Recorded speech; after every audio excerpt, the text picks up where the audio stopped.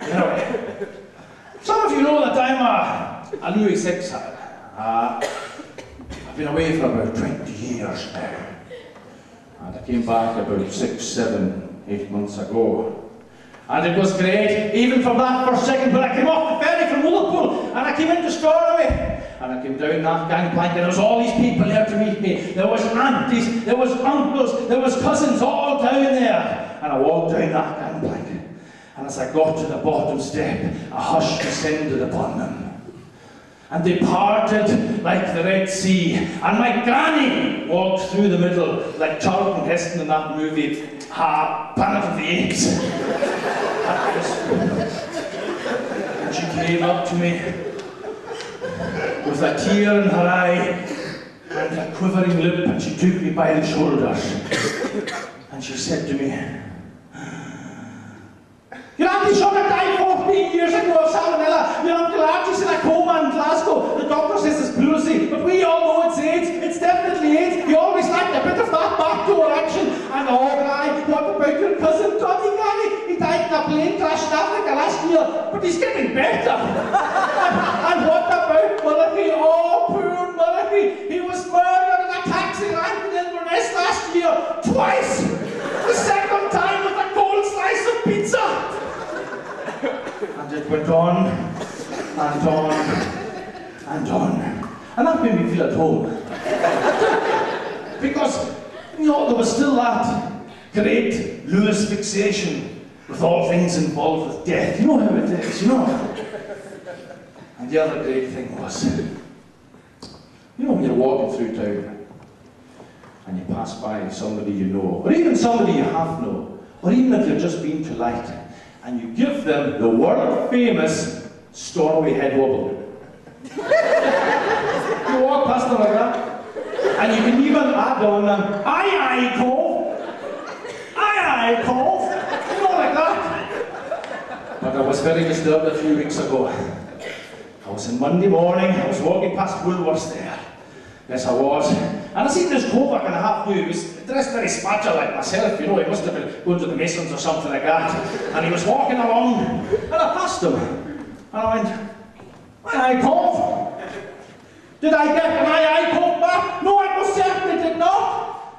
This is what he did to me. He went like this. What the fuck is that? Does he think I'm one of these Homo sapiens? Does he expect me to go across to the bull ring, put a 20 pence in the slot, so he can put his pocket in my slot? Well, let me tell you, the noonoo might be desperate right now, but he has never been that desperate, and never will be that desperate.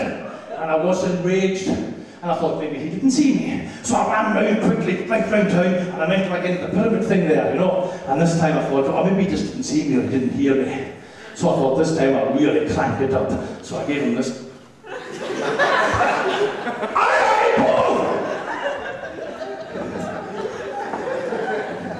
I got the same back. What the fuck is that? Is there any policeman or ministers in here tonight? Because they are bound to be Freemasons. They must know if that's a Freemasons thing. That's a rhetorical fucking question. Because let me tell you, it's been worrying me for a few weeks now. Until this morning. Because the Lord spoke to me this morning. I woke up and the clouds parted and a big beam of orange light came down and surrounded my body. Or maybe I was just eating ready bread. I'm not sure. However, the Lord did speak to me this morning and he gave me a unified theory about this. And here it is. Here it is. Let me tell you. Stornoway coals and coals from Texas, America have many, many, many things in common. Actually, as you know, that's complete bollocks. But they do have one thing in common. And that is, if you are a Stornoway cove, or if you are a cove from Texas, America, you must have a motor car. If you do not have a motor car, you will have no fun, you will have no friends, you will not get invited to parties, you will not have a good time, you will not have a girlfriend, you will have no nookie, you will die alone. You must have that car. That is the similarity. Oh yes. And as a Stornoway cove, you spend 99% of your life in that car. Oh yes, you do. 99% of your life. And what do? You drive round and round town all night long. Because there is only one lap you can go, am I right? There is only one lap you can go. You start at the cabaret and you head into town over around speed bumps. And incidentally, who the fuck called them speed bumps? Because if anything, they make you go slower. I'm telling you, I've been over the place of time. And you head into town and you drive right there past the crowd and you go up to the seaforth or whatever the fuck they're calling it these days.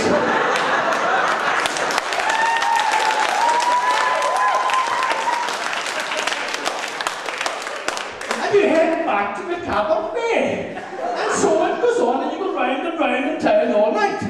And so do all the rest of your Stornoway Cove friends. They all spend 99% of their lives going round and round all night. So you're passing each other all the time, and round the town. And when you pass them, how do you acknowledge them? You can't say, hello, as you would normally do in the street. You can't hear you. And you can't get on the Lewis head bubble, you smash the fucking window. So what do? You're driving along, you raise your finger and you flash the lights. The Lord has spoken.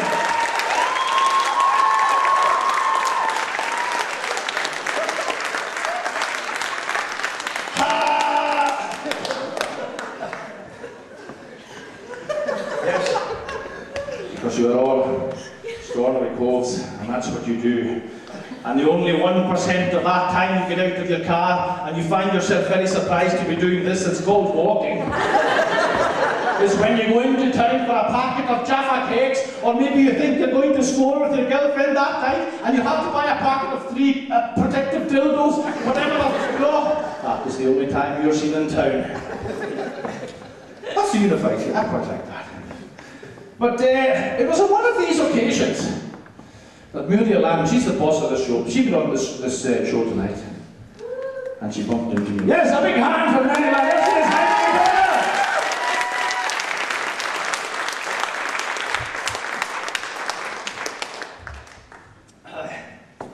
It was one of these occasions that I see Muriel Lamb. And she said, Mark, can you come on and tell some jokes? I said, I don't know any jokes. Can you come on and tell some interesting stories? I said, I don't really know any interesting stories. She said, Mark, can you come on and be yourself and swear an oath and be a complete fucking psychopath? I said, Muriel, I can do that.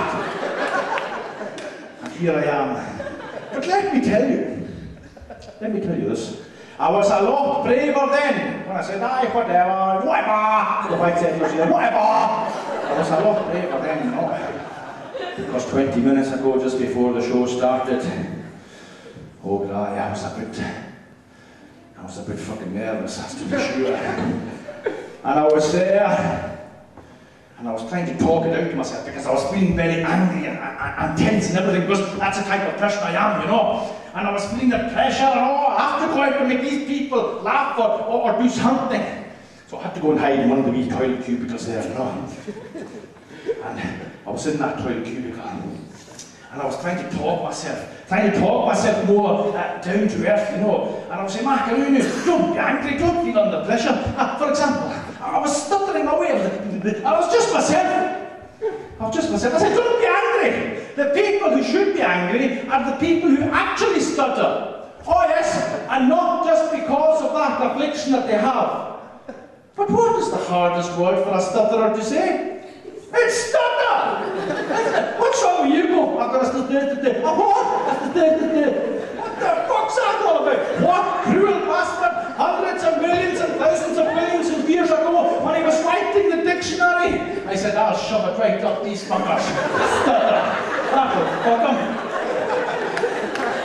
If I was that, thank you.